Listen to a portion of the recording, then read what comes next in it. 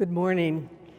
My name is Geske, and I have the privilege of being here today to talk to you about restorative justice, the foundations of restorative justice, and how we can use some of these processes to hopefully promote healing in our world. I want to begin by thanking particularly Hunter Johnson, who made that wonderful film. I have high hopes that that film can make a difference in the world, that people can see and feel what restorative justice can do and how it gives promise to hope.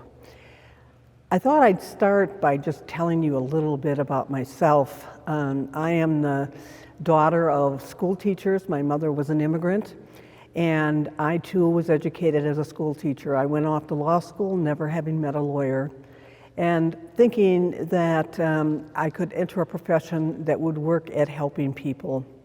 I went to law school, I graduated, I became a legal aid lawyer, and at a very early age, I became a circuit court judge in Milwaukee County. I spent 12 years on the bench. 9 of those years were in criminal court, and then I went on to be appointed and run for the Supreme Court. I served there for 5 years. I will tell you more about that story as I talk about restorative justice. My early experience on the bench really involved me trying to get to know the people that use the courts. So for now, close to 30 years, I've spent time in prisons teaching classes and getting to know the prisons so that I knew where it was I was sending people when I was sentencing them, particularly on very serious felonies. But I also spent time in victims groups and neighborhood groups, all groups that now are involved in the work that I do in restorative justice. I was just looking at it through a different lens through those years, helping me to become a better judge and helping me teach other judges on how to be better judges. Over 20 years ago, I had the opportunity to observe and experience a restorative justice circle at a maximum security prison, and that moment was transformational for me. I know many of you have had experiences in restorative justice, so you already know what I'm talking about. Those of you who may be new to it, there is nothing like experiencing a deep restorative process and watching the spirit move among people and healing occur before your very eyes. So let me tell you a little bit about restorative justice. I know some of you know a great deal about it, but it really is a philosophical approach to harm. And some people define it narrowly, involving harm, involving crime. But really, the philosophy applies to all kind of harm, whether it's interfamily harm, whether it's social harm, whether it's genocide, whether it's crime or not. The whole philosophy applies. And we look at that through that lens of looking at harm. We hold up the survivor of that harm or survivors and those who've been harmed. And I might add that it's very important as we look at this philosophically, unlike the criminal justice system where we label somebody as victim, we have a number of people that are harmed by any given act. So if you have, for example, a sexual assault, there are often hundreds of people that knew that survivor, that were related to the survivor, that were a partner of that survivor, all of whom are impacted, not to the point of the harm to the survivor, but the ripples of harm can travel far and wide. And I'll talk more about that in terms of the things that are happening in society today. So you look at the whole sense of victim, survivor, and those who have been harmed. You also look at community, because community, whether or not it knows the survivor and his or her surroundings, is often harmed. So if you have a few burglaries in your neighborhood, you may not know the survivors, but it probably will impact how you live, whether you want to live in that neighborhood, whether you lock your doors, whether you get a dog, how safe you feel in the neighborhood, and even how you profile people walking down the street. We can see today, with all that's going on with the terrible racial issues in our country, the community impact of single acts occurring in different cities in our country. The third aspect, so there's the victim, there's the community. The third aspect we look at is the individuals or institutions that are causing the harm. And again, there are ripples around those individuals. So if you have, for example, an individual offender who's committed a crime, people around that offender are impacted by those decisions. His mother, her spouse, their children, and it goes on in ripples, just like around the survivor. So when you look at who is impacted by a given particularly harmful act, it can be an immense, lots of people and institutions. So what do we do with that in restorative justice? Well, there are different processes. I'm going to spend a little more time on two of the processes today. There are other permeations of those processes. One is victim-offender dialogue or victim-offender mediation, and the other is circles. There are community conferencing and family group conferencing and other kinds of modalities that you could read about, and they're all permeations of the same basis. So when we're looking at these groups, we're asking three fundamental questions. Number one, who was harmed? Who was harmed? We ask that question in the broadest sense of the word. And we can provide restorative justice processes for all levels of the individuals or institutions that have been harmed. So you can, if a victim survivor wants to meet face to face with the perpetrator, you can do a victim offender mediation. If the families want to get together, you can do a family group conferencing. If the neighborhood or the community wants to look at the issue of sexual assault in its midst, or a campus wants to look at that, you can do a circle. So the process is designed to fit whatever it is you're addressing, but always you're looking at who was harmed by the act or actions. The second question is, what was that harm? And that is a critical question. In the criminal justice system, if you take a burglary, the elements of the crime are enter into a house without consent. It doesn't matter how the victim felt about that burglary, other than perhaps at sentencing. And so there's no room for the victim getting up at trial and saying, I don't sleep anymore, I don't feel safe in my house, I don't feel safe leaving my house, my neighbors are afraid, my children are upset to leave me alone. There's no room for that in the justice system. That is the point of restorative justice, is to give voice to that harm. And voice in a setting that we create that's safe for those individuals and respectful, and that all of us who have not experienced that harm can learn. So that voice is important. We cannot jump to the end until people feel heard. And in the criminal justice system, I learned that quickly, the importance of giving a safe space as much as one can in the coldness of a courtroom to let the survivor, to let the witnesses speak, not to the jury because it's not relevant, but to the court in terms of the harm that was caused. And even, a friend of mine went to an Indian reservation and went to a harm circle, and it involved a young man who had burglarized a house, and the families were there, the victim's family, the young man's family, and the elders. And what the elders told the young man in that circle is, you're acting as though you have no family, and this whole circle is your family. This whole community is yours.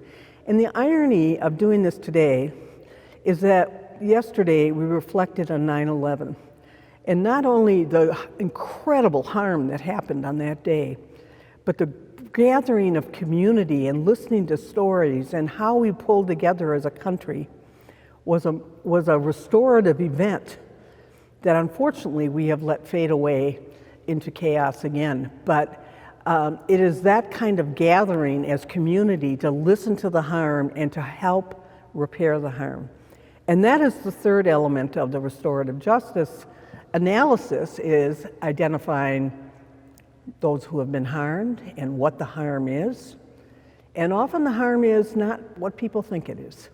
I just want to add one more thought on this. Those of you who have either been sexually assaulted or have worked with people who are survivors of sexual assault know that if you talk to a survivor of sexual assault, it is not the physical harm that carries the length of the rest of their life. it is the deep, soul deep psychological harm and changing of that person that is the harm associated with sexual assault. It can affect relationships, it can affect intimacy, it can affect your ability to trust, it can affect many different things. And that, in working with clergy sex abuse survivors, that's what we hear is the deep impact that had to a person when they were only a child and later became an adult, and sometimes in marriage and that never leaves them. All survivors of violent offenses or serious offenses tell me that their life is divided pre-crime, post-crime. They are changed people and are trying to work towards healing in a way that leads a good life, and in many ways helps give to others. Okay, so we've got identifying the person, the persons, the harm, and the third element is how do we go about repairing the harm? Now, a survivor of a police killing, a friend of mine, Lynn, whose husband was a police officer and killed in the line of duty, will tell me that the word repair or heal or forgive are all ing words. She said they're never done. So you are working towards healing, you are working towards forgiving. Those are ongoing words, and some days it's better and some days it's worse.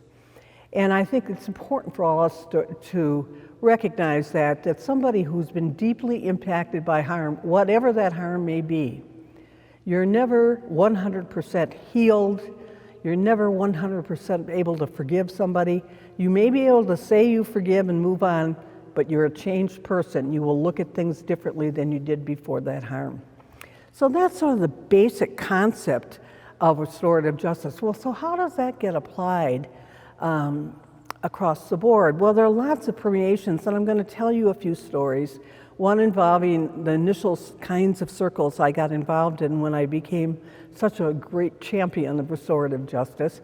And then talk about some issues involving race and clergy abuse and even the pandemic. To start with the prison, I had the privilege of participating in and then conducting for over 10 years a 3-day intensive circle with inmates of Green Bay Correctional Institute. That's a maximum security prison. It's an 1880 prison.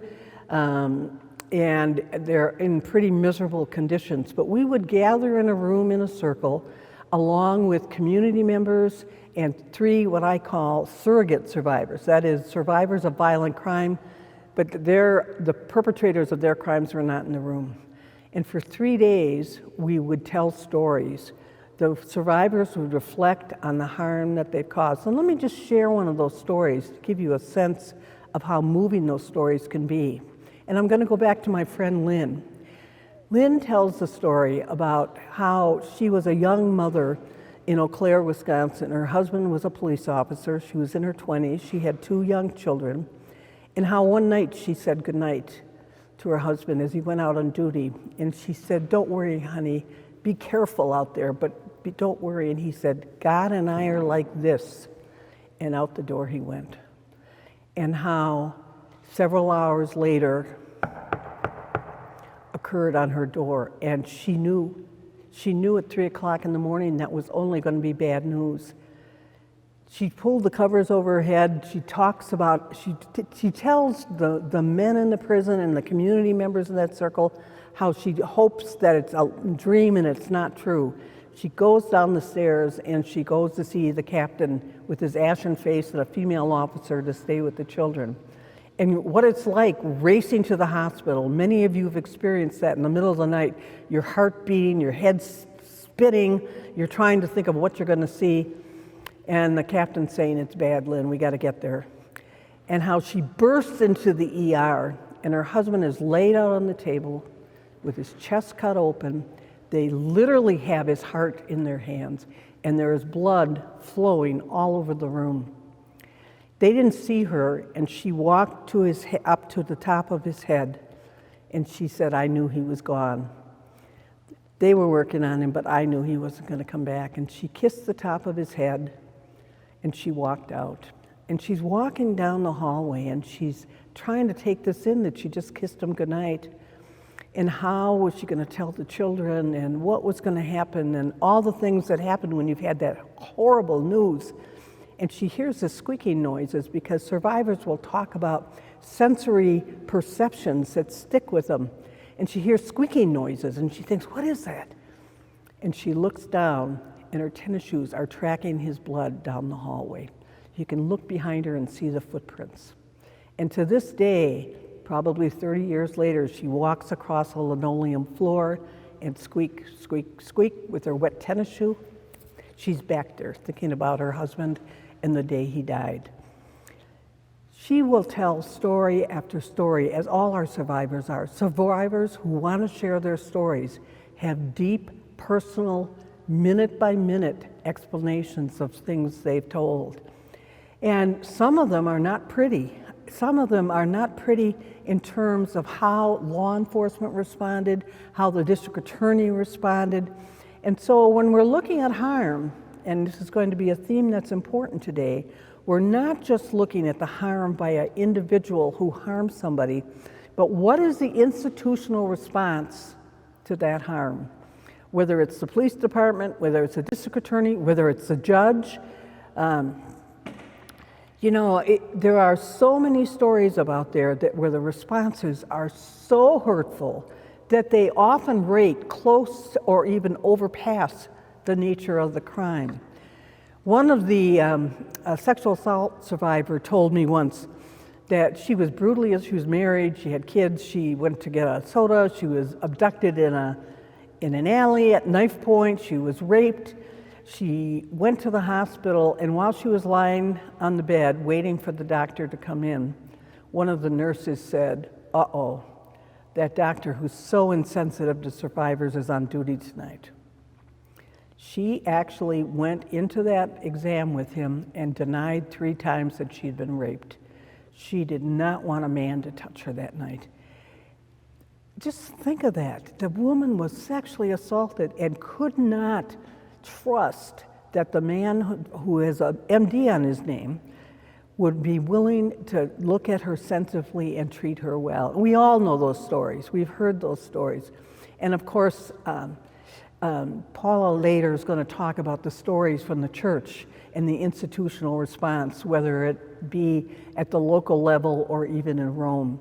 The institutional turning of the back or denying or pretending that it wasn't true are huge harms that can and must be addressed by restorative justice. So let me talk a little more about victim-offender dialogues before I move on to the circles. I've done incredible victim-offender dialogues where I have survivors who are interested in meeting with the offenders. Now, these are all crimes of severe violence. I just want to say for those of you that are interested in those, they often will take 6 months to a year to prepare both parties. We work very carefully before we put 2 people together, a victim survivor and an offender. But I can tell you, everyone that I've had the privilege of being there, and it's just truly a privilege for me, after I prepared them, just to let them have a conversation, amazing things happen. The first thing that happens in those dialogues in crimes of severe violence is the survivor or the family get to talk to the defendant. They get to tell him or her the damage they've done. And I've had videos shown of the pictures of the survivor.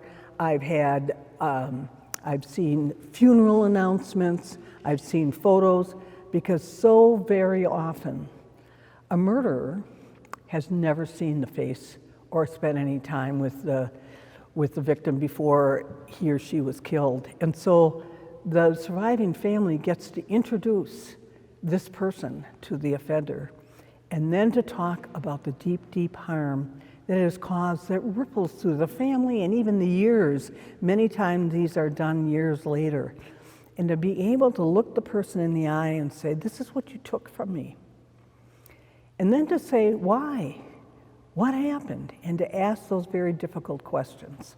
Now, obviously, we have the perpetrator or the individual who had been convicted of the offense prepared to be able to know how to answer. And I know a lot of people who have committed particularly homicides will say, how can I say I'm sorry? It's so trite.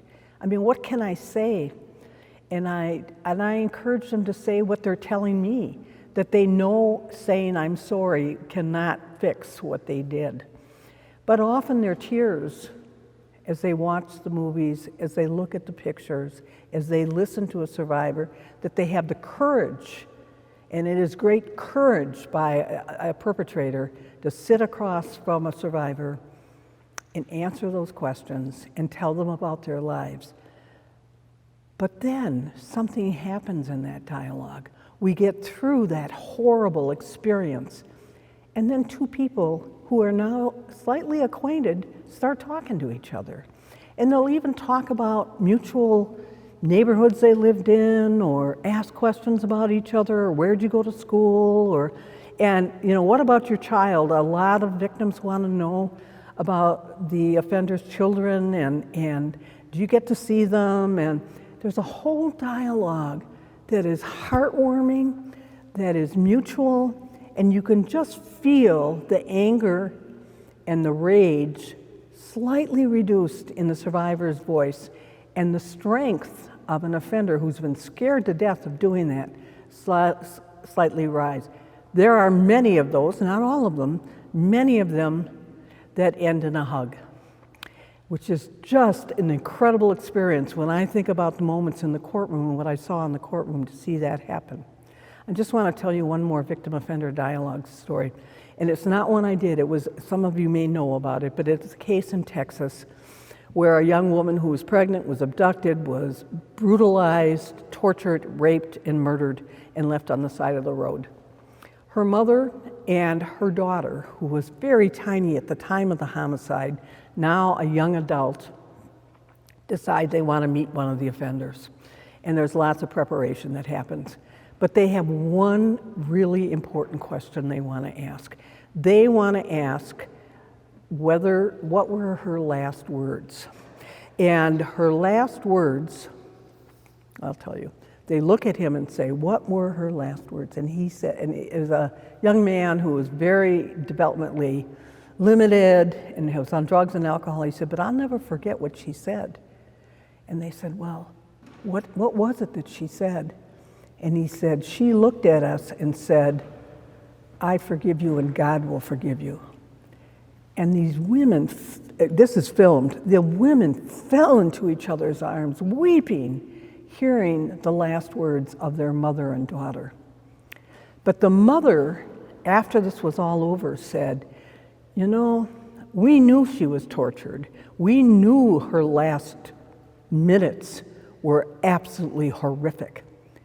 But to hear that my daughter died in a moment of peace brings me peace.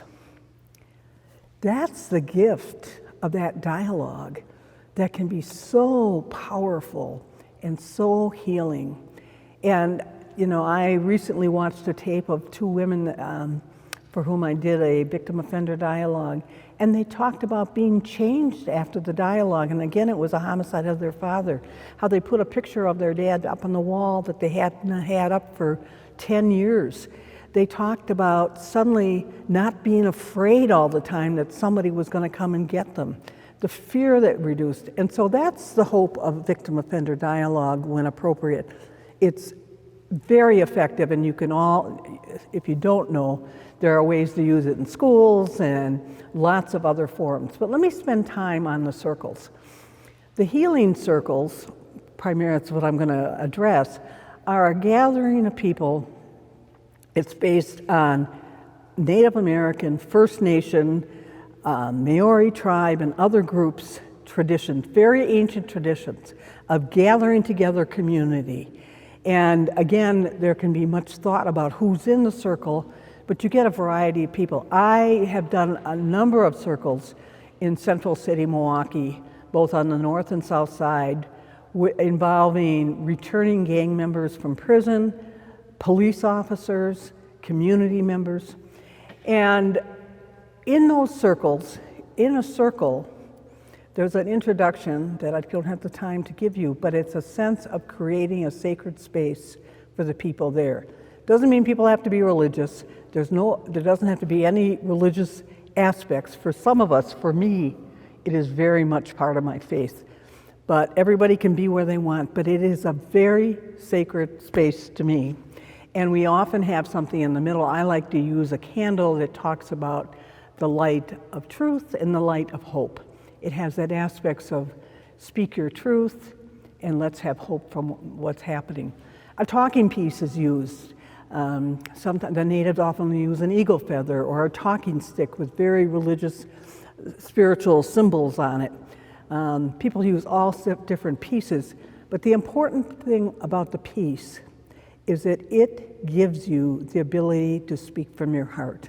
And so the facilitator asks a question, and you saw a little bit in the film, it gets passed from person to person to tell a story about the topic or to share a thought, and no one speaks unless you're holding the talking piece. It gives us something we don't have in our culture, the ability to be quiet and to listen from our hearts. We don't do that. We interrupt people, we don't listen, we argue, and this is very different. Even with your children, you can do this and let them have the talking piece and you be quiet. And in doing that, people will open up and share often very intimate stories of things that have happened to them, whatever the topic is. And there's a sense of community that grows out of that circle, and it can happen with an hour or two of time. In a longer period of time, it's just that much more plentiful in terms of the relationships. Think if we could only sit in those circles with people that are rioting in the streets, people on both sides of the conflicts, whatever those conflicts are, people that have been harmed in this pandemic, families who feel not only isolated but grieving, to be able to sit with politicians and others and talk about their journeys and the impact that this has had on them. There are so many possibilities, and you know, once you've heard somebody's story, you are changed. You cannot walk away and listen to a story, and you can say in your head, I would not have acted the way they did after that story, but I have a new understanding. Mark Umbright and I have worked a little bit with Israeli and Palestinian groups. Same thing. You don't have people debate in a circle what the remedy ought to be. You have people share their family stories and their stories and why it is that they've come to where they are in terms of beliefs about the system or the peace, and why they feel that they need to move on. Let me give you some examples from circles. When I was doing the circles in the community, one of the stories that I tell is we were, for those of you who know Milwaukee, Martin Luther King Drive, and it was a circle primarily of people of color. We had some people that are recently returned from prison in the circle. We had police officers. We had some moms who had lost their sons in violence or had their sons in prison, and other community members, and sometimes judges and sometimes other officials. But in this particular circle, a question I often would ask in the circle, in the community circles, is, tell us a story of how violence has impacted your life. Everybody can answer that question. Even if you live in the suburbs in a gated community, in part, you live in a gated community because you're afraid of things. And so everybody, and it's amazing, people that you think have not faced violence in their lives when they're in the circle, I've heard this so many times, actually have. And people don't know it. And it's good for people that don't look like the person telling the story to hear that people have had domestic violence in their family, have had other violence. But I was doing this early on, and a police officer held the talking piece, a white officer in this circle. I didn't know him, and I'm always there they are, and they often came in uniform because they were on duty. And, I never quite know what they're going to say, but, I've never not truly appreciated what they said. And this one officer said, I was called to a shooting in the city of Milwaukee, and I got there and people were screaming and running around, and I was trying to get control of the situation and said, what happened? And someone pointed to the house and said there was a shooting in there. And so I ran up the stairs and I pulled my gun out of my holster and I ran into the house, and there was a 2-year-old little girl lying there with a bullet hole right to her forehead. She was still breathing, and he said, I picked her up in my arms, and he's holding the talking piece in one hand and he's holding his hands like this in a circle. And he said, she died in my arms. She took her last breath. And he said, I've talked to doctors, I've talked to nurses. What could I have done? Should I have done something? And they said, she died that quickly. There was nothing that could be done. And he said, I think about her all the time. And then he looked at the circle and he said, I want you to know that every time I get called to a shooting in the city of Milwaukee, I take her with me. I'll tell you, you hear that from a particular police officer, you've got a feeling about him that is different than other feelings that people in that circle may have had. Now, that's not to say that the police don't get to hear the stories as well. I remember one man, an older gentleman, sitting in one of the circles, and he said, we had some fighting going on, and I think guns in the street, and I called the police department. Now, this guy was probably close to my age, 70, and he said to the dispatcher, look, I'm going to be sitting on the porch. I've got a white T-shirt on. I'm 70. I'll be sitting on the chair, because he knows. And sure enough, the cops came. They ran up the stairs. They put him down on the ground. They handcuffed him until they figured out who he was. It's good for the officers in the circle to hear that as well, about why people don't want to call the police, why they know that something bad is going to happen. Another man describes how he's afraid of running, a man of color, that if he runs anywhere, everybody assumes he's committed a crime. We had one law enforcement officer, and it was an African-American officer, and I remember him telling this story. We had a particularly large group of guys who had just been sent there by their parole agents, and so they were just returning from prison. They were all gang members. And he said, this happened to me about 6 months ago. He said, I was called, and there had been shooting, and there was a man down. And he said, I got there, and there was a guy, and it turned out to be a gang member, and he's bleeding. And he said, I didn't have time to put my gloves on. I just put my hand on that wound to hold the blood in. And he said, I didn't think he was going to make it, but I was holding it until somebody could get some medical equipment to help him. And I said to him, who shot you? And I won't repeat the language the officer gave, but this guy told him to F himself. I wasn't telling him S, you know the words, and just cursed him up a storm while he's trying to save his life. The guy didn't want to give up the shooter. And so the medical people came, and the officer went and obviously had to clean himself of the blood, putting himself obviously at personal risk.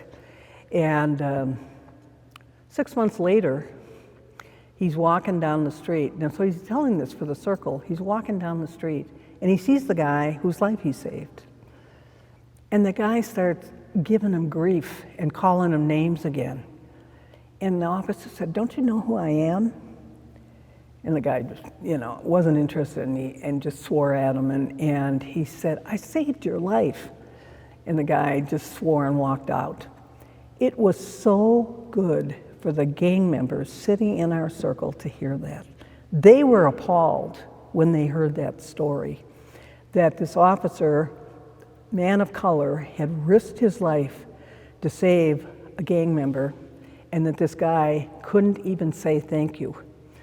So the sense of community hearing what law enforcement face. I know that a number of community members talked about how long it took for law enforcement to get to a spot in the central city. And one of the officers said, you know, let me tell you about this morning. The first call I got was a child that was been used like a baseball bat. It was being hit up against the wall. And then I got done with that, and then there was a domestic violence call. And then after that, there was a sexual assault. And then I get another call. He said, you know, I'm not in a good mood when I come to your call, and I'm sorry. But that's what my day looked like. And you know, to have an understanding by community what law enforcement face, but also having law enforcement see what community faces. You know, and I think, boy, oh boy, you know, if only we could have these communications more often, everybody would be better off. At one point, I went to talk to a sexual assault treatment center. A number of women who had been sexually assaulted were there. I did a circle with them. And I said to them, I explained restorative justice, and they said, oh, we'd never want to meet the perpetrators. And I said, you know, I get that. I just wanted you to understand what this is. I said, well, what would help?